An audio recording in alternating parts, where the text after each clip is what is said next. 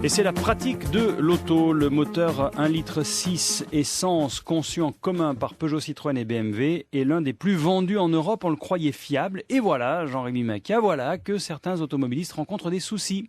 C'est vrai, Bernard, c'est exact. Je fais juste un petit détour parce que disait Véronique Sanson à l'instant, qui a distillé un conseil très important concernant la sécurité routière. Ne pas éternuer au volant, ça fait fermer les yeux et parfois ça a des conséquences catastrophiques puisqu'on s'encastre dans un camion. Merci Véronique pour ce conseil. Alors effectivement, on parle des problèmes de fiabilité de ce moteur 1.6 essence, Peugeot, Citroën, BMW monté sur les Mini aussi.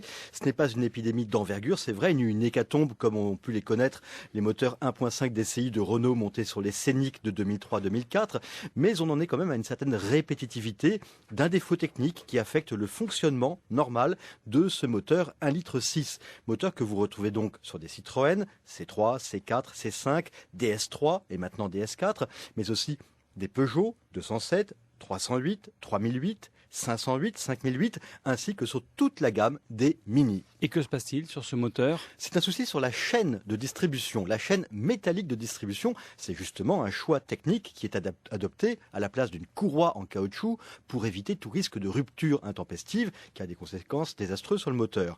La chaîne, c'est un élément qui est censé tenir toute la vie de la voiture, sans risque particulier, ni entretien particulier à apporter. Et sur ce moteur moderne, il y a justement un souci sur le tendeur hydraulique de la chaîne de distribution. Il peut arriver que ce tendeur n'arrive pas à effectuer correctement son travail, c'est-à-dire de tendre correctement la chaîne de distribution.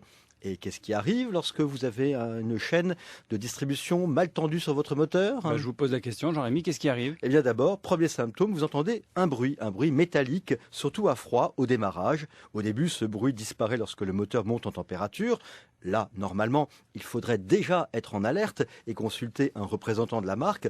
Mais c'est vrai que ce n'est pas forcément un signe très alarmant. Sinon, les soucis peuvent-ils être plus importants que cela ? Exactement, sinon ce phénomène de bruit au démarrage va s'amplifiant, avec des claquements qui persistent une fois que le moteur est chaud.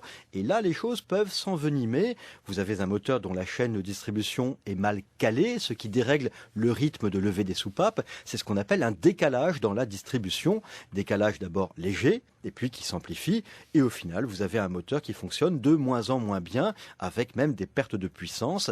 Et les choses peuvent aller beaucoup plus loin. D'abord, une forte usure de la chaîne de distribution qu'il faudra changer. Mais ce n'est pas le plus grave. Il y a eu aussi quelques cas de casse moteur. Pas beaucoup, c'est vrai, mais c'est arrivé par exemple à Frédéric. Sur sa 207 essence, donc 1.6, le moteur a cassé. Que disent les constructeurs concernés ? Comment réagissent-ils ? C'est-à-dire donc Citroën, Peugeot et BMW, BMW qui est le fabricant des Mini.